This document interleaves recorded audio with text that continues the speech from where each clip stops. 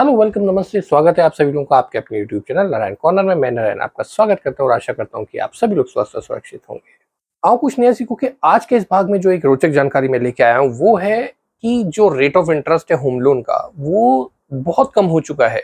RBI ने इस साल 2 बार रेट घटा दिए हैं और तीसरी बार कट रेट करने की तैयारी जारी है। बहुत जल्दी ये सूचना मिलने वाली है, जैसे ये अनुमान लगाए जा रहे थे कि दिवाली से पहले एक बार और रेट कट हो सकते हैं और एक रेट कट जो है वो जनवरी, फरवरी, मार्च यानी जेएफएम के महीने में होंगे। तो बहुत जल्दी दिवाली से पहले ये सूचना कभी भी आ सकती है कि एक बार और 25 पैसे के करीब रेटों को कम किया जाएगा। लेकिन जो रेट ऑफ इंटरेस्ट अभी चल रहा है वो सबसे कम rate of interest home loan का, क्या वो आपके लिए है? आरबीआई द्वारा जो रेट तय किए गए हैं मानकों के हिसाब से, जो सबसे कम रेट तय किया गया है, क्या वही रेट आपको मिल सकता है? क्या आप उसके लिए एलिजिबल हैं? और अगर नहीं तो उसके क्या कारण है?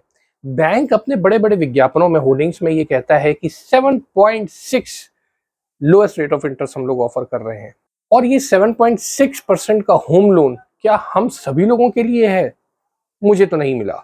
रेट ऑफ इंटरेस्ट तय करने की सिर्फ सिबिल का ही पैमाना नहीं है, और भी बहुत सारे पैरामीटर्स हैं जिनकी वजह से रेट को मोनेटाइज किया जाता है, रेट को एक तरीके से कंट्रोल किया जाता है। आपको कौन सा रेट ऑफ इंटरेस्ट मिलेगा होम लोन में या किसी भी लोन में, स्पेशली हम लोग यहाँ लोन की बात कर रहे हैं, होम लोन की, तो होम लोन में जो 7.6 का सबसे लोएस्ट रेट है वो हर किसी को नहीं दिया जाता। एक बार याद रखिए कि हर बैंक के लिए हर कस्टमर नहीं बना है। आप ए बैंक के लिए बहुत अच्छे कस्टमर हो सकते हैं, वहां पे आपको बहुत अच्छी सुविधाएं मिल सकती हैं, लेकिन वही चीजें बी सेगमेंट के बैंक में या किसी और बैंक में जाएंगे तो आप वहां के प्राइम कस्टमर नहीं बनेंगे। सरल शब्दों में अगर मैं कहूँ कि हर बैंक के लिए हर कस्टमर नहीं बना है। हो सकता है कि ए बैंक आपके इसी स्टेटस पे आपको बहुत अच्छी सुविधाएं दे सकता है, लेकिन बी बैंक आपके इसी स्टेटस पे वो सब सुविधाएं नहीं दे सकता। तो जबकि आप तो सेम ही है, आप ए और बी बैंक के लिए अलग अलग कस्टमर कैसे बन जाते हैं? इसके क्या पैरामीटर्स हैं और क्यों आपको 7.6 या हर किसी को 7.6% जो आज की रेट में चल रहा है लोएस्ट रेट ऑफ इंटरेस्ट, वो क्यों नहीं मिल सकता भाई? क्यों हम लोगों में इस तरीके का भेदभाव वाला व्यवहार किया जाता है? क्या ये एक्चुअल में बैंक की अपनी पॉलिसी है या एक्चुअली इसके पीछे कोई स्टैटिस्टिकल डाटा है? इन सारी चीजों की चर्चा आज हम इस वीडियो में करने वाले हैं। अगर आप 7.6 के विज्ञापन देख के होम लोन लेने की सोच रहे हैं तो जरा ठहर जाइए। आपको जरूरी नहीं कि वही रेट मिले। उसके पीछे की वजह क्या है, वो वजह आज इस वीडियो में हम जानेंगे। जरूरी नहीं कि आपको वो रेट मिले जिसके बारे में बैंक आपको बता रहा हो। उसके लिए बार्गेन कैसे करना है? आपको बैंक ने बोल दिया कि आप 7.6 के लिए नहीं, आप तो 11% के लिए एलिजिबल हैं। तो एक्चुअल में आपको पता होना चाहिए कि जो रेट आपको कोट किया जा रहा है, जो दिया जा रहा है, क्या एक्चुअल में आप उसके हकदार हैं? कहीं आपको गलत रेट ऑफ इंटरेस्ट तो नहीं कोट किया जा रहा? आप एलिजिबल हैं सस्ते रेट के लिए और आपको आपके प्रोफाइल की कुछ कमियां दिखा के आपको हायर रेट पे बोला जा रहा है। लोएस्ट रेट के लिए एलिजिबल ही नहीं है, लेकिन आपको सब्ज-बाग दिखा के कहा जा रहा है कि आप 7.6 के रेट पे आपको लोन मिल जाएगा। और एंड में जब आपके पास सैंक्शन लेटर आता है तो आप ये देखते हैं कि आपको वो रेट नहीं मिल रहा, आपको 9-10% या उससे भी ज्यादा का रेट मिल रहा है। और जब सैंक्शन लेटर आता है तो उस अवस्था में जब आप होम लोन खरीदने जा रहे होते हैं तो आप बहुत सारी तैयारी कर चुके होते हैं, बहुत सारे पैसे दे चुके होते हैं, बिल्डर्स को दे चुके होते हैं, पेमेंट्स जा चुकी होती है सेलर के पास। ऐसी अवस्था में आप कहते हैं कि चलो 1-1.5% ऊपर भी सही ले लेते हैं। इसी चीज का फायदा उठा के कुछ लोग अपनी दुकान चला रहे हैं। अब करना क्या है, इस वीडियो को ध्यान से देखिए और तय कीजिए कि आप किस सेगमेंट में आते हैं और आपको कौन सा रेट का स्लैब हिट करता है। इस वीडियो में मैं एक टेंटेटिव आपको एक ब्रैकेट बताऊंगा, समझाऊंगा कि किस तरीके से। सबसे पहले हम जानेंगे कि रेट कैसे डिसाइड होता है, आपका और रेट का क्या संबंध है। बहुत इंटरेस्टिंग से फैक्टर के तरीके से मैं आपको समझाने की कोशिश करूंगा। मजा आएगा, वीडियो में बने रहिएगा। और मैं एंड में भी बताऊंगा कि आप किस ब्रैकेट में आते हैं, लेकिन उससे पहले आपको ये पूरी वीडियो देखेंगे क्योंकि उसके जो तार हैं वो स्टार्टिंग की वीडियो की जो जानकारी है उनसे जुड़े हुए हैं। अगर आप सीधे स्किप करके एंड में चले जाएंगे तो आपको वो समझ नहीं आएगा, क्योंकि जो मैंने शब्दों का इस्तेमाल एंड में किया है, जो एक टेक्निकल शब्द है, उसको समझने के लिए आपको बीच की और स्टार्टिंग की वीडियो देखनी जरूरी है। वीडियो पे आगे बढ़ने से पहले एक निवेदन कि प्लीज वीडियो को लाइक करना मत भूलें और चैनल पे नए हैं तो सब्सक्राइब कर लीजिए और बेल आइकन दबा दीजिए, जिससे आपको सारे वीडियो सही समय पे मिलते रहें। तो चलते हैं अपनी वीडियो की तरफ और ब्लैक बोर्ड की तरफ, क्योंकि सीखने के लिए ब्लैक बोर्ड ही काम आता है। तो आ गए हम अपनी स्लाइड पे और जैसा कि आप देख रहे हैं हमारा यहाँ पर शीर्षक है आज होम लोन, और ये प्रेजेंट मैं कर रहा हूँ थ्रू द नारायण कॉर्नर्स। तो अब चलते हैं, देखते हैं कि सबसे पहले हमारे जो कंटेंट्स रहेंगे वो क्या रहेंगे आज के में। हमारा पहला कंटेंट रहेगा home loan and your profile, यानी कि हम इसमें डिस्कस करेंगे कि आपका प्रोफाइल और होम लोन ये एक्चुअल में कहाँ मैच खाते हैं। बहुत इंपॉर्टेंट है ये वाला टॉपिक। दूसरा टॉपिक आता है rate of interest and you. Yes definitely, पहला हो गया होम लोन और आपका प्रोफाइल। दूसरा टॉपिक हो गया rate of interest and use. जरूरी नहीं है कि जो रेट ऑफ इंटरेस्ट आप चाहते हैं वही आपको मिले, इसलिए हम यहाँ पे रेट ऑफ इंटरेस्ट और आपके रिलेशन की भी चर्चा करेंगे कि आपका रिलेशन रेट ऑफ इंटरेस्ट से कैसा होगा। Conditions of lower rate of interest, जो लोअर रेट ऑफ इंटरेस्ट है उसकी कंडीशंस क्या क्या होती हैं, इसके बारे में भी हम चर्चा करेंगे आज। अलावा इसके चौथा पॉइंट आता है नॉट फॉर एवरीवन, यानी कि जो ROI है ये हर किसी के लिए, वो लोएस्ट वाला जो 7.6% वाला है वो हर किसी के लिए नहीं है, नॉट फॉर एवरीवन, तो उसके बारे में चर्चा करेंगे। और हमारा आखिरी का पॉइंट रहेगा which rate is for you, यानी कि आपके लिए कौन सा रेट रहेगा, 7.6 रहेगा, 9%, 8%, जो भी रहेगा, वो एक ब्रैकेट मैंने बनाए हुए हैं, वो मैं आपको इसकी वीडियो में जरूर बताऊंगा। एंड तक जरूर देखेगा क्योंकि ये सारे पॉइंट इंटरकनेक्टेड हैं। अगर एक भी पॉइंट आपका छूट जाएगा तो फिर आपको समझ में पूरी तरीके से नहीं आएगा। तो पूरे वीडियो पे अंत तक बने रहिएगा। इन्हीं 5 पॉइंट के बाद जब आप आएंगे which rate is for you, यहाँ ये इंपॉर्टेंट पार्ट है डेफिनेटली, लेकिन जब तक ये 4 पार्ट आप नहीं समझेंगे तब तक इस पार्ट में आप ऊपरी तौर से पूरी नॉलेज नहीं लेके आ पाएंगे। तो चलते हैं अपने पहले पॉइंट की तरफ। पहला पॉइंट है home loan and your profile. तो हमारा जो प्रोफाइल है वो हमारे होम लोन से किस तरीके से कनेक्टेड है, इसमें हम यहाँ पे कुछ पॉइंट्स देखते हैं। Which property is going to by, देखिए पहला जो हमारा जो ये वाले जो पॉइंट है, this is related to my home loan and this 4 points are related to my profile, ये मेरे प्रोफाइल से रिलेटेड है। अब होम लोन और आपके बीच में जो रिलेशनशिप है वो कैसे निर्धारित होगा, पहला पॉइंट आता है जिसका है मतलब which property are you going to buy, यानी कि आप जो प्रॉपर्टी खरीद रहे हैं वो कौन सी खरीद रहे हैं, क्या वो रेसिडेंशियल है, क्या वो कमर्शियल है, क्या वो इंडस्ट्रियल है, या वो प्लॉट है। ये सबसे पहले जानना जरूरी होता है कि किस तरीके की property are you going to buy. अगर आप रेसिडेंशियल ले रहे हैं तो उसमें क्या वो अंडर कंस्ट्रक्शन वाली है या फिर फुल्ली बिल्डअप है, फुल्ली बिल्डअप प्रॉपर्टी जो होती है ना। तो ये कौन सी आप प्रॉपर्टी लेने वाले हैं, ये इस पहले पॉइंट में हम लोग आपका और उस होम लोन का क्या संबंध बनता है वो यहाँ से बनता है। समझ गए आप, पहला अपना क्या हो गया कि आप कौन सी प्रॉपर्टी खरीद रहे हैं, रेसिडेंशियल, कमर्शियल, इंडस्ट्रियल, प्लॉट, और अगर रेसिडेंशियल खरीद रहे हैं तो क्या वो अंडर कंस्ट्रक्शन है या फिर फुल्ली बिल्डअप है, फुल्ली कंस्ट्रक्टेड है, राइट। तो ये हमारा पहला पॉइंट यहाँ पे आपका रिलेशनशिप बताता है होम लोन के साथ। विच condition the property is, property की कंडीशन क्या है। देखिए हर एक होम लोन में प्रॉपर्टी की एज देखी जाती है। पहले मैं प्रॉपर्टी की ना एज बताता हूँ आपको, एज क्या होती है, एज ऑफ प्रॉपर्टी। सपोज कीजिए कोई प्रॉपर्टी 1980 में बनी, राइट, या 1980 नहीं लिखते हम लोग, लिख लेते हैं इसको, या 1980 ले लीजिए। 1980 में कोई प्रॉपर्टी बनी जिसकी एज, कंस्ट्रक्शन जो आर्किटेक्ट होते हैं वो निकाल लेते हैं कि उसकी कंस्ट्रक्शन की जो क्वालिटी है उस हिसाब से उसकी जो एज है वो 50 साल है, राइट। अब आज की डेट में हम बैठे हैं 2025 में, राइट, यानी कि अपने पास कितना हो गया, मोटा मोटा ऑलमोस्ट 45 ईयर्स हमारे निकल चुके हैं। ये प्रॉपर्टी की एज थी 50 साल, 45 साल हमारे निकल चुके हैं, यानी कि एज ऑफ प्रॉपर्टी हो गई हमारी 5 साल, ठीक है। अब ये 5 साल अगर बच गए तो यहाँ पे हमारी प्रॉपर्टी की जो कंडीशन है वो क्या है, 5 साल की है। तो लोन मेरा कितने साल के लिए हो सकता है, लोन हो सकता है मेरा 5 साल के लिए, ठीक है। ये पहली कंडीशन है। दूसरी कंडीशन क्या होती है कि मेरी प्रॉपर्टी जो है अगर उसमें एज भी पूरी 20 साल से ज़्यादा उसकी बची हुई है प्रॉपर्टी की एज की कंस्ट्रक्शन के हिसाब से, तो मेरी प्रॉपर्टी अंडर कंस्ट्रक्शन है या फुल्ली कंस्ट्रक्टेड है, राइट। पहला तो हो गया ओल्ड प्रॉपर्टी की एज हो गई है हमारी, राइट, कि इस प्रॉपर्टी की कितनी एज है हमारी। और दूसरा हो गया कि ये अंडर कंस्ट्रक्शन है, अभी आपने इसमें कुछ और पार्ट बनाना है, ठीक है, या आपकी प्रॉपर्टी जो है वो अभी अंडर कंस्ट्रक्शन है, अभी लेंटर पड़ा है, दीवारों पे प्लास्टर नहीं हुआ, अभी फर्श नहीं डला हुआ, that is called under construction. Fully construction में ये पूरा का पूरा स्ट्रक्चर आपका बना हुआ है, राइट, दैट इज कॉल्ड। तो इस ये होम लोन में आप किस कैटेगरी में आएंगे और आपके प्रोफाइल से क्या मैच करेगा, दिस इज ऑल्सो इंपॉर्टेंट। ये मैं ये बता रहा हूं कि आपको जो लोएस्ट रेट मिलता है, ये मैं इसलिए बता रहा हूं क्योंकि आपके पास जो लोएस्ट रेट का ऑप्शन आता है उसके क्या क्वालिफाइंग फैक्टर्स हैं। तो होम लोन और आपका जो प्रोफाइल कैसे मैच करेगा कि आपको लोएस्ट रेट मिले, पहला फैक्टर आता है which property you are going to buy, which condition the property is, which category the property is, rural में है, अर्बन में है या मेट्रो में। देखिए यहाँ पे 3 तरीके की आती हैं प्रॉपर्टी।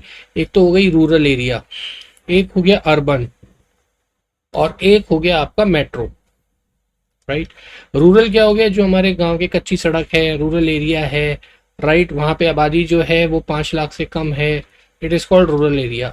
अर्बन एरिया क्या होता है, जहाँ पे आबादी 5 लाख से 20 लाख तक है, ठीक है, ये अर्बन एरिया हो गया। और ये मेट्रो वाले जो एरियाज कौन से हो गए, जिनकी आबादी 20 लाख से ज़्यादा है। तो यहाँ पे ये तो जनसंख्या का है, बाकी और भी बहुत सी होती है कि वहाँ पे पर कैपिटा इनकम वगैरह क्या है, तो उसके ऊपर भी होता है। तो यहाँ पे आप किस कैटेगरी में आते हैं, रूरल में, अर्बन में या मेट्रो में। अब मैं आपको बता दूँ जो लोएस्ट रेट है वो मेट्रोज में ही ज़्यादातर मिलता है, रूरल में तो नहीं मिलेगा आपको इतना।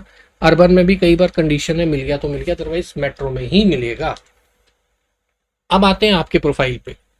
ये तो होम लोन का हो गया, होम लोन और आपका रिलेशनशिप। अब होता है कि आप क्या है, आपका रिलेशनशिप कैसे बनता है होम लोन के लोएस्ट रेट से। पहला है कि आप सैलरीड हैं या सेल्फ एम्प्लॉयड हैं। ये SENP मतलब self employed non professionals, got it, self employed non professionals.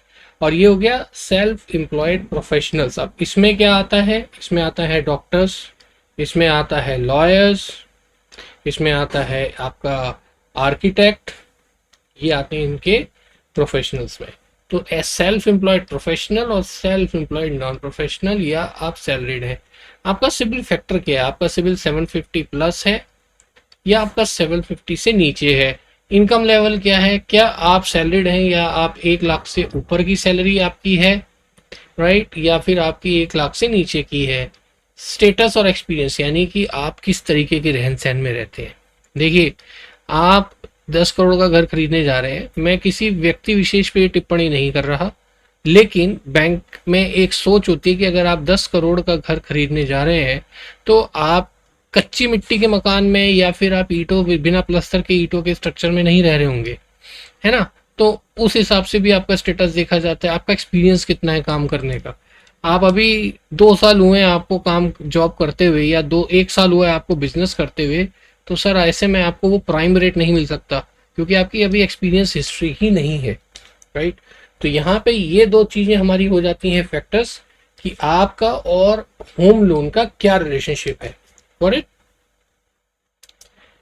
Next profile में हम लोग देखते हैं rate of interest and you. अब आपने होम लोन के साथ तो अपना रिश्ता बना लिया कि आप किस होम लोन के आप कैटेगरी में फॉल कर रहे हैं। अब रेट ऑफ इंटरेस्ट के साथ कैसे आप मैच करेंगे, उसके लिए हम देखते हैं।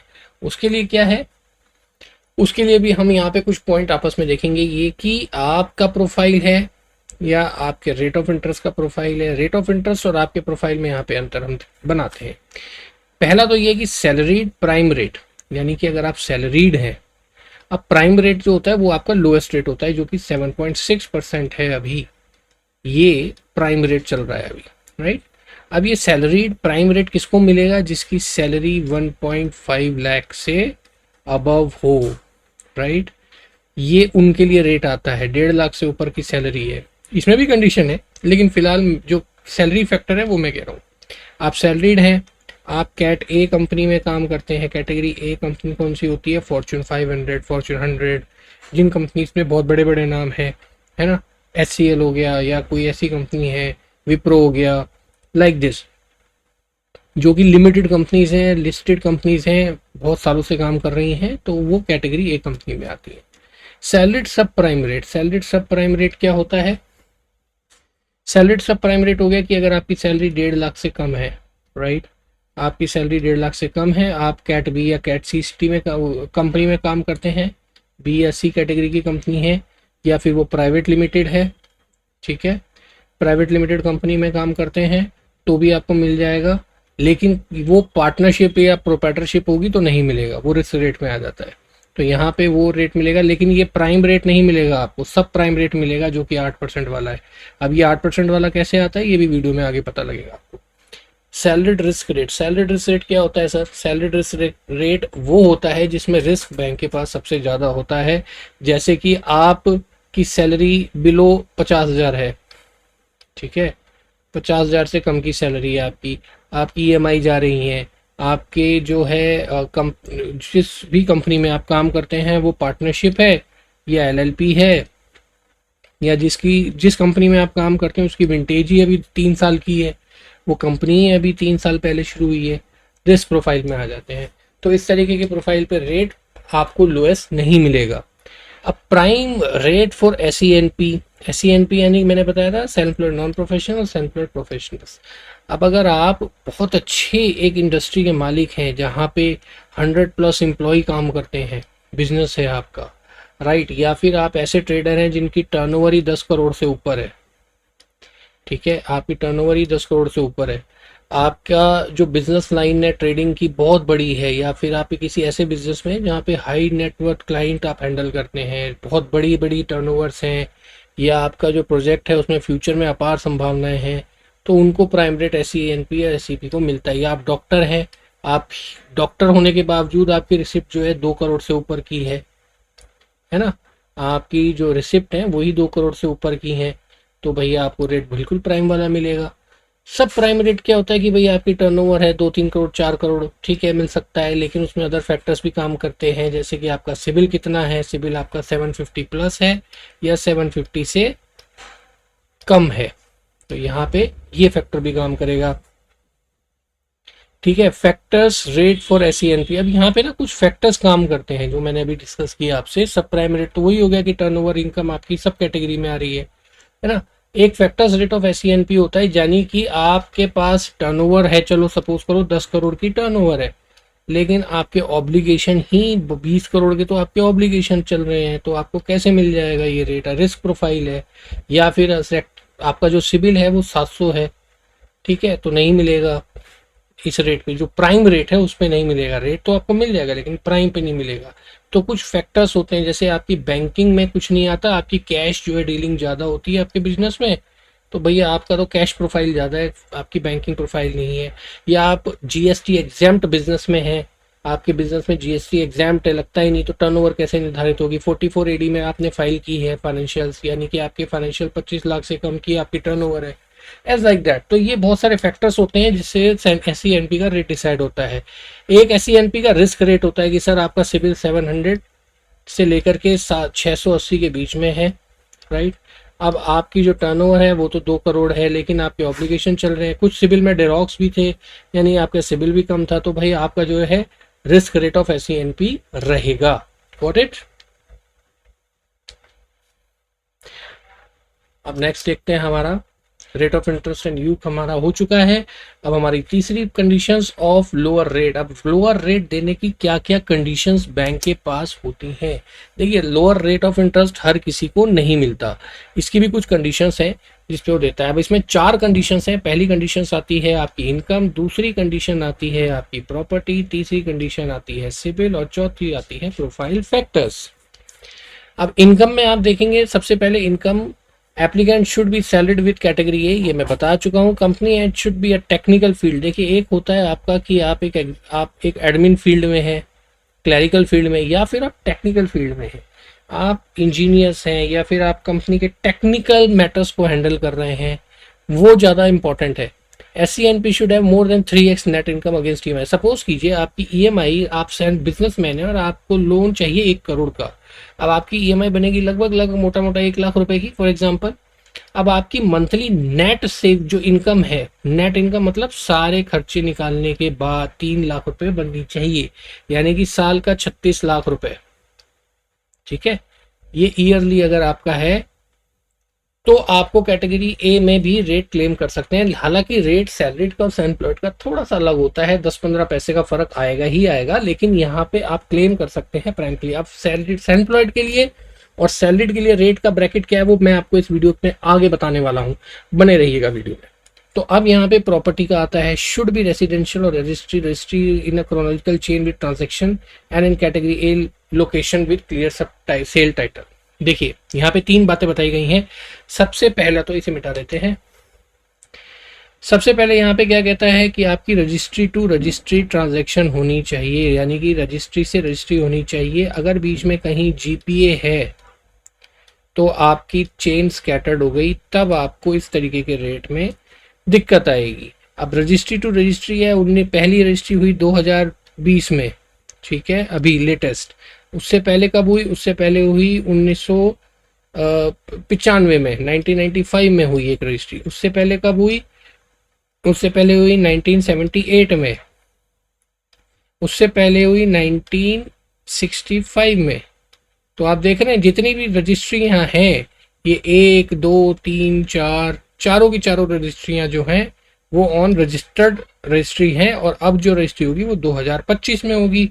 तो यहाँ पे सारी ट्रांजैक्शन जो है ऑन रिकॉर्ड है, तो इसको हम कंसिडर करेंगे। दूसरा, कैटेगरी ए लोकेशन में ही होनी चाहिए। कैट ए लोकेशन कौन सी होती है कि सर हाईवे से थोड़ा सा 500 मीटर आए अंदर होना चाहिए, राइट? हाईवे से 500 मीटर की दूरी पे होनी चाहिए। पास में कोई सीवर नहीं होना चाहिए, पास में कोई जो क्रिमेशन ग्राउंड है वो नहीं होना चाहिए। कैटेगरी ए कौन सी होती है कि जिसमें 1 किलोमीटर के दायरे में सभी तरीके की रेसिडेंशियल प्रॉपर्टीज हैं, मिक्स यूटिलिटी नहीं है कि यहाँ पे आपके 50% जो है वो कमर्शियल एक्टिविटी हो रही है, 50% पे रेसिडेंस बना हुआ है, कुछ इंडस्ट्रीज भी हैं, बीच में एक नाला बह रहा है, इधर से रेल की पटरी जा रही है। सर ऐसी प्रॉपर्टीज पे आपको प्राइम रेट नहीं मिल सकता। दूसरा है clear sale title. Clear sale title में का क्या मतलब होता है मैं बताता हूँ आपको। सपोज कीजिए ए के पास ये प्रॉपर्टी आई थी 1995 में फॉर एग्जांपल, राइट? उसने रजिस्ट्री से ये रजिस्ट्री करवाई और 1995 में प्रॉपर्टी खरीद ली, ए के पास आई। इससे पहले जो था वो भी सब ओके है। अब ए जो है ये मर गए, डाइज इन 2020 में इनका देहांत हो गया, ठीक है? अब यहाँ पे रजिस्ट्री तो है, लेकिन जो बेचने वाला है वो उनकी वाइफ है, ठीक है? अब वाइफ जो है वो प्रॉपर्टी बेच रही है, उसमें उसने क्या किया कि अपने नाम पे जो है, या अपने जो भी वाइफ या बेटा या जो भी है, जीपी अपने नाम पे कर दी। ऑन जीपी तो वैसे कर ही नहीं सकते, वैसे तो कोई और ट्रांजैक्शन दिखानी पड़ेगी, लेकिन वाइफ जो है लीगल हायर सर्टिफिकेट लेके और वो आपका सेल कर रही है। तो ऐसी कंडीशन में टाइटल क्लियर नहीं है। अब ये जो जिन व्यक्ति के नाम पे 1995 में प्रॉपर्टी थी, यदि उनकी कोई और वारिस हुई है, उन्होंने कोई विल करी हुई है, बाद में वो क्लेम करके आती है, तो ऐसे में आपकी टाइटल वॉइड हो जाएगी, राइट? अब यहाँ पे इन्होंने क्या किया, एसएमसी बनवाई, ठीक है? सर्वाइविंग मेंबर सर्टिफिकेट जो डीएम ऑफिस से निकलता है, एसएमसी बनवाई, और उस एसएमसी के बेस पे इन्होंने आगे सेल डीड कर दी परचेजर के नाम पे। तो ये ट्रांजैक्शन आपकी टाइटल डीड के थ्रू नहीं हो रही, क्योंकि जिसके नाम पे टाइटल था वो तो भाई साहब का देहांत हो गया। अब जो कर रहे हैं उन्होंने अपने नाम पे रजिस्ट्री नहीं कराई, वो सीधा एसएमसी लेके कि ये सर्वाइविंग मेंबर सर्टिफिकेट के हिसाब से मैं इनकी वारिस हूँ और मैं ये कर रही हूँ। ये ट्रांजैक्शन में क्लियर सेल टाइटल नहीं है। इस पे मैं अलग से, अगर आप कहेंगे तो मैं एक वीडियो बना दूंगा जिसमें आपको टाइटल की क्लियरेंस मिल जाएगी। ये हमारे 3 फैक्टर्स हो गए हैं, एक हो गया हमारा इनकम, एक हो गया प्रॉपर्टी। अब आते हैं हम लोग यहाँ पे सिबिल पे। एप्लीकेंट एंड को एप्लीकेंट के सिबिल 750 विदाउट डिरॉक्स। सर कोई भी डीपीडी नहीं होना चाहिए, राइट? अब ये मैं क्यों कह रहा हूं, यहाँ पे डीपीडी कोई भी नहीं होना चाहिए कि आपकी ईएमआई कोई चल रही है, वो 5 दिन बाद पे कर रहे हैं, 5 दिन के बाद 5 दिन की डीपीडी है, 15 दिन की डीपीडी है, या पिछले 1 साल में 1 ईयर्स 12 महीने में 3 ईएमआई बाउंस हुई फिर उसके बाद पे हुई, ऐसा नहीं होना चाहिए। डेरॉक्स यानी कि कोई ओवर ड्यू भी नहीं होना चाहिए आपके सिविल में। ओवर ड्यूज मतलब कि आपने ईएमआई तो पे कर दी, लेकिन उसके चार्जेस अभी भी 3000 रुपये सिविल में दिख रहे हैं जो आपने पे नहीं करे हैं। तो ऐसी अवस्था में आपको प्राइम जो रेट है वो नहीं मिलेगा, और सिविल तो आपका 750 वैसे भी नहीं होगा, तो मिनिमम सिविल 750 होना चाहिए। लेकिन यही सब चीज़ें लास्ट 7 ईयर्स की भी देखी जाती हैं। अगर लास्ट 7 साल में आपका कोई सेटलमेंट हुआ है, कहीं पे आपका सूट फाइल दिख रहा है, कहीं पे आपकी ईएमआई में डिरॉक्स है, तो आपको बैंक ये रेट जो प्राइम वाला है होम लोन में देने से कतराएगा। नेक्स्ट फीचर्स आता है प्रोफाइल फैक्टर्स। अब नेचर ऑफ बिजनेस क्या है आपका, प्रोफेशन क्या है आपका, ये स्पेलिंग गलत होगी, एक्सपीरियंस इन फील्ड कितना है, ईएमआई फैक्टर्स क्या है, स्टेटस और फैक्टर्स, स्टेटस का फैक्टर क्या है। अब यहाँ पे जो बातें कहेंगे बिजनेस और प्रोफेशन। सर आपका बिजनेस और प्रोफेशन क्या है, आप एक ऐसे बिजनेस में है जहां पे सिर्फ कैश की इनकम आती है, राइट? अनडिक्लेयर्ड इनकम है, तो ये अनसेटल्ड इनकम जो है, इस पे आपका बिजनेस अगर चल रहा है तो दिक्कत है। या फिर आप किसी ऐसे बिजनेस में हैं जो बहुत ही ज़्यादा, जैसे बिटकॉइन हो गया या फिर ऐसी कोई चिट फंड हो गए, लॉटरी हो गई, सर इनको हम प्राइम रेट में नहीं कंसिडर कर सकते, राइट। प्रोफेशन और बिजनेस की जो आपका नेचर ऑफ बिजनेस या प्रोफेशन है वो बहुत मायने रखता है।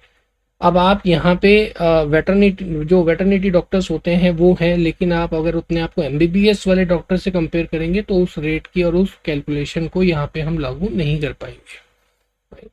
Field in experience in field, sir आपने अभी डॉक्टरी करी है और आप 1 साल बाद लोन लेने आ गए तो आपको वो प्राइम रेट नहीं मिलेगा। या आपने आर्किटेक्ट या आप कुछ भी बन गए, सीए बन गए, राइट, अब 1 साल की एक्सपीरियंस या नहीं भी हुआ तो भी आप लोन लेने आ गए, आपको प्राइम रेट नहीं मिल सकता। अगर आपका एक्सपीरियंस 3 साल या 5 साल है तो आपको प्राइम रेट में ऑप्शन अच्छे मिल सकते हैं। ईएमआई फैक्टर क्या है, आपकी जो एलिजिबल इनकम है, जितनी भी आपकी इनकम है उसके हिसाब से बैंक आपको 75% तक सैलरी का या इनकम का लोन देता है, ठीक है, जिसे हम फॉयर कहते हैं। मेरी वीडियो में आपको पता चल जाएगा फॉयर का मतलब क्या होता है। फॉयर या कुछ जगह पे इसे डीएसआर भी कहते हैं, डेट सर्विस रेशो। यानी कि अगर आपकी 100 रुपए की तनख्वाह है तो उसमें से 75 रुपए तक आप ईएमआई दे सकते हैं, ठीक है। अब इस 75 रुपए में आप होम लोन जो है उसकी ईएमआई आप क्लेम कर रहे हैं कि मुझे होम लोन चाहिए 50 रुपए की ईएमआई वाला, जिसकी ईएमआई हो 50, लेकिन आपका 30 रुपए की तो ईएमआई पहले ही चल रही है, तो यानी कि आपको सिर्फ 45 रुपए तक की ईएमआई का ही लोन मिल सकता है। और अगर आप कहें कि मुझे तो 50 की ईएमआई वाला चाहिए तो आपको नहीं मिलेगा। तो यहाँ पे ईएमआई फैक्टर, स्टेटस फैक्टर्स मैं पहले बता चुका हूँ कि आपका स्टेटस भी आपके लोन अमाउंट से मैच करना चाहिए, ये बैंक जरूर देखता है। चौथा पॉइंट आता है lower rate of interest not for everyone. बिल्कुल सही बात है, क्योंकि जो लोअर रेट है वो हर किसी के लिए नहीं होता है, इसके भी कुछ फैक्टर्स हैं। अब यहाँ पे हर लैंडर्स जो है, every lenders are having different policy to serve lowest rate of interest as this is the least profitable deal for lenders. यहाँ पे एक शब्द मैंने यूज किया है, लीस्ट प्रॉफिटेबल डील्स। अगर आप होम लोन ले रहे हैं और 7.6% पे ले रहे हैं, क्यों? क्योंकि गवर्नमेंट ने आपको कहा है कि इस पे आप जो मार्जिन है वो प्रॉफिट मार्जिन आपका रहेगा 0.05% का, या आपका प्रॉफिटेबल मार्जिन रहेगा इसमें 0.5%। वहीं अगर आप एक ऐसे लोन को देते हैं जहां पे 7.6 की जगह आप 9% पे रेट दे रहे हैं, तो यहाँ पे आपका प्रॉफिटेबल मार्जिन कितना हो गया? 1% का। तो बैंक के लिए ये वाली जो डील है ना 9% वाली, ये ज़्यादा प्रॉफिटेबल है। तो बैंक जो है अपनी पॉलिसी के हिसाब से हर किसी को वो रेट नहीं देता। आप एलिजिबल हैं, ठीक है, लेकिन जो 7.6% पे वो पैसा दे रहा है, ऐसा नहीं है कि आप एलिजिबल हैं तो आपको नहीं देगा, लेकिन उसकी प्रेफरेंस होती है कि यही पैसा जो 7.6% पे वो दे रहा है वो 9% पे भी जाना चाहिए, क्योंकि इसमें उसका प्रॉफिट मार्जिन कम है। नेक्स्ट आता है every single customer is not same as for every lender. Some of greater profile are more dangerous in future for lenders. Sir आपका जो प्रोफाइल है, हर एक सिंगल कस्टमर हर बैंक के लिए सेम ट्रीट नहीं हो सकता। आप हो सकता है आपकी सैलरी अच्छी हो, आपका वर्किंग प्रोफाइल अच्छा हो, आप आईसीसी के लिए बहुत अच्छे हैं फॉर एग्जांपल, लेकिन जरूरी नहीं कि आईसीसी के अलावा एचडीएफसी में भी आपको वैसे ही ट्रीट मिलेगा, वैसे ही एलिजिबिलिटी बनेगी। आईसीसी में अलग तरीके की पॉलिसी है, एचडीएफसी में अलग तरीके की पॉलिसी है। हो सकता है आईसीसी वालों को आपकी प्रोफाइल समझना है क्योंकि वो उनके कप ऑफ कॉफ़ी में नहीं है, लेकिन एचडीएफसी वालों के लिए आप प्राइम कस्टमर हैं तो वो आपको बहुत अच्छा रेट दे सकते हैं। तो हर कस्टमर हर बैंक के लिए नहीं होता। अब कुछ एक ऐसे प्रोफाइल हमने देखे हैं अभी विगत कुछ वर्षों में जो बहुत अच्छे प्रोफाइल होते हैं, चमकीला एकदम शोरूम बनाया हुआ है, बहुत अच्छा शोरूम है जी, टीवीएस की बाइक बहुत अच्छी धड़ाधड़ बिक रही हैं। 1 साल बाद जाके देखा तो वो तो स्टॉक ही नहीं है, बिल्कुल बर्बाद हो गया। क्यों? क्योंकि 3 और वहाँ पे शोरूम खुल गए, है ना, तो उनकी सेल कम हो गई तो वहाँ पे सारी चीज़ें खराब होने लगी। तो इसलिए बहुत सारे ग्लिटर प्रोफाइल्स जो है वो डेंजरस हो जाते हैं। तो बैंक इस चीज़ को भी देख के कि आपकी फ्यूचर कंपेटेबिलिटी कितनी है उस हिसाब से आपको रेट देता है। अब जरूरी नहीं है कि जो रेट आप मांग रहे हैं वो हर किसी को मिल जाए या हर कोई उस पर क्लेम करके ले ले। हर प्रोफाइल में कुछ ना कुछ कमी होती है और बैंक अपने टारगेट और अपनी जो एक कह सकते हैं कि प्रेफरेंस के हिसाब से 10 कस्टमर अगर एलिजिबल है तो उसमें से 5 या 7 को ही वो 5 या 6 को ही वो लोएस्ट रेट पे रखता है, बाकी की अगर है तो वो अप्रूवल नहीं देता, क्योंकि उन्हें भी अपना प्रॉफिट मार्जिन सेट करना है। सो हर कस्टमर हर बैंक के लिए सेम कंडीशंस नहीं रख पाएगा। और 5वां पॉइंट है which rate is for you, जिसका आप सभी को इंतजार था। अब यहाँ पे कुछ बातें हैं जो आपको बताई जाएंगी। पहले तो मैं आपको सैलरीड क्लास का बता देता हूँ कि अगर सैलरीड क्लास आप हैं और 1,00,000 से 1.5 लाख से ऊपर की आपकी सैलरी है, आप कैट ए में काम करते हैं, आपकी प्राइम प्रॉपर्टी है, 750 से ज़्यादा आपका सिबिल है, तब टारगेट रेट आपका रहेगा 7.6 से 8.10। देखिए ये जो रेट ऑफ इंटरेस्ट का ब्रैकेट मैं दे रहा हूँ ना यहाँ पे, ये ग्रॉस मैंने 5 से 7 एनबीएफसी और बैंक्स का जो एक गिस्ट होता है वो मैंने एक बीच का एक रेशो निकाल के ही आपको बता रहा हूँ कि कुछ इसमें से जिनके लिए जो टॉप नोच बैंक्स और एनबीएफसीज हैं उनके लिए आप कुछ में 7.6 है, और वहीं कुछ एनबीएफसी या बैंक्स हैं जो जिनका सबसे लोएस्ट रेट 8.10 है। तो मैंने यहाँ से 7.6 से 8.10 कर दिया है, राइट।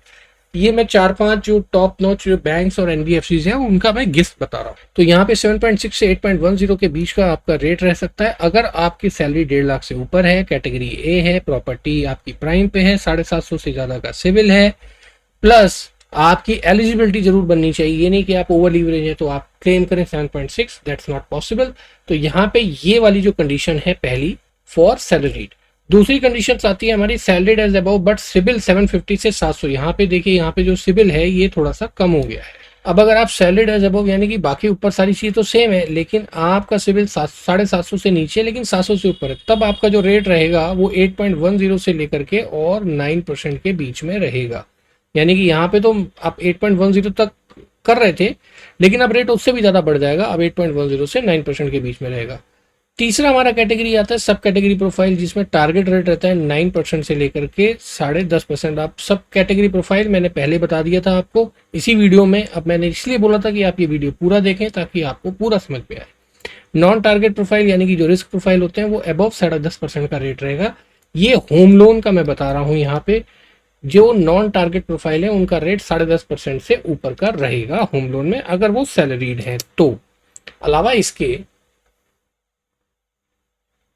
जब हम SENP यानी कि सेल्फ एम्प्लॉयड नॉन प्रोफेशनल की बात करते हैं तो हम ये देखते हैं कि उनकी नेट इनकम जो मंथली है वो 3x है सारे खर्चे निकालने के बाद। प्राइम प्रॉपर्टी है अगर वो प्राइम लोकेशन पे। प्राइम प्रॉपर्टी कौन सी है ये मैं वीडियो में पहले बता चुका हूँ, इस वीडियो को दोबारा देख लीजिए, प्राइम प्रॉपर्टी के बारे में पता लग जाएगा। सिबिल 750 से अबव होना चाहिए। देन आप 8% से 8.5। अब यहाँ पे देखिए 7.6 सैलरीड के लिए मिनिमम था, यहाँ पे 8% बिजनेसमैन के लिए मिनिमम है, राइट। प्लस माइनस 10 पैसे का आप रखिएगा क्योंकि बैंक्स अपने हिसाब से कभी पॉलिसी के हिसाब से कुछ बैंक्स का 7.9 भी हो सकता है अगर आप प्रेशर डालें, तो ये बार्गेन के ऊपर होता है। तो लेकिन मैंने फिर भी एक यूनिफाइड लिया है ब्रैकेट 8% से 8.50 यानी 8.5% के बीच में। आप अगर बिजनेस है आपका तो आप प्राइम रेट सेल्फ एम्प्लॉयड का क्लेम कर सकते हैं। दूसरी कैटेगरी आती है SENP age above but CIBIL 750 से 700, ये सब कैटेगरी आ गई। तो यहाँ पे 8.5% से लेकर के और 9.90 यानी लगभग 10% तक आप क्लेम कर सकते हैं। सब कैटेगरी प्रोफाइल आप पीछे मेरी वीडियो में देख लीजिए। टारगेट रहता है इनका 10% से 11.5%। और नॉन टारगेट प्रोफाइल यानी जिनका रिस्क प्रोफाइल है, कैश बिजनेस है, डिरॉक्स है, सिबिल कम है, जस्टिफाइड है लेकिन कम है सिबिल, तो 11.5 और अबव का होम लोन का रेट रहता है। तो यानी कि यहाँ पे SENP के लिए 8% से लेकर के और 11.5 या उससे भी अबव तक जा सकता है होम लोन। ये आपके कैटेगरी के ऊपर डिपेंड करता है। So what next? So this is thank you. तो ये थी वो सारी जानकारियां जो मैंने आपसे शेयर करी, आपको बताई कि किस तरीके से रेट का डिटर्मिनेशन होता है, किस तरीके से रेट का निर्धारण होता है और आप किस कैटेगरी में आते हैं रेट ऑफ इंटरेस्ट के लिए, आपको कौन से ब्रैकेट को रेट ऑफ इंटरेस्ट को टारगेट करना चाहिए। कोई भी आके आपको बेवकूफ़ ना बनाए कि आप तो सर बहुत कम रेट के लिए 7.6 के लिए आप एलिजिबल है, लेकिन एक्चुअल में आप फॉल करते हैं 9% वाले ब्रैकेट में, या कोई आपको 11% का रेट या 10% का अपनी प्रॉफिटेबिलिटी के हिसाब से ऑफर कर रहा है लेकिन आप तो फॉल करते हैं 9% या 8% वाले रेट के ब्रैकेट में। तो थोड़ा सा इस चीजों के लिए जागरूक होना बहुत जरूरी है। पीछे कुछ समय में मेरे कुछ जो दर्शक हैं उन्होंने मेरे को संपर्क करके ये बताया कि जो रेट ऑफ इंटरेस्ट उन्हें ऑफर किया गया उस समय वो इतना ज्यादा था जो एक तरीके से रिस्क कैटेगरी जो मैंने आपको इस वीडियो में बताई, उस रिस्क कैटेगरी के लोगों को दिया जाता है, जबकि वो एक सब प्राइम या प्राइम कैटेगरी के कस्टमर है। और जब मैंने उनसे ये पूछा कि आपने इतना हैवी रेट क्यों एक्सेप्ट किया, तो उन्होंने कहा कि सर मुझे उन्होंने बोला कि आपकी ये कमी है, आपकी सैलरी, आपकी कंपनी, जो कि एक यूजलेस पॉइंट था। एक्चुअल में आपकी कंपनी कैटेगरी ए में है या नहीं है ये आपको नहीं पता, ये तो बैंकर जो बता रहा है आप उसे ही मान लेते हैं। आपकी सैलरी का स्लैब का ब्रैकेट जो बैंक बता रहा है आप उसे मान लेते हैं, जबकि एक्चुअल में हो सकता है कि वो दूसरा हो। इस तथ्य की छानबीन करना भी बहुत जरूरी है। आप इस विषय से और क्या जानकारी जानना चाहते हैं, प्लीज मुझे कमेंट जरूर करिएगा। अगर आपको वीडियो पसंद आई है तो प्लीज वीडियो को लाइक जरूर करिएगा, कमेंट करना मत भूलिए। और इस विषय में और अधिक जानकारी या कोई आपके मन में सवाल है तो please you are most welcome to do a comment. Video को लाइक के बगैर प्लीज मत जाइएगा, चैनल पे नए हैं तो सब्सक्राइब करें और ये वीडियो अपने दोस्तों के साथ शेयर करिए, ताकि उन्हें भी पता लगे कि रेट ऑफ इंटरेस्ट कुछ भी नहीं होता, ऐसे ही नहीं मिल जाता। इसके पीछे एक डाटा साइंस है, एक तरीके का स्टैटिस्टिकल डाटा एनालाइज होता है, तब आपको ये रेट ऑफर किया जाता है। और आपको ये समझना चाहिए और बिना जाने परखे आप कोई भी रेट एक्सेप्ट ना ले या फिर किसी के बहकावे में भी ना आए। तो आज की वीडियो में बस इतना ही, मिलते हैं अपनी अगली वीडियो में, तब तक अपना ख्याल रखिए, सुरक्षित रहिए। जय हिंद।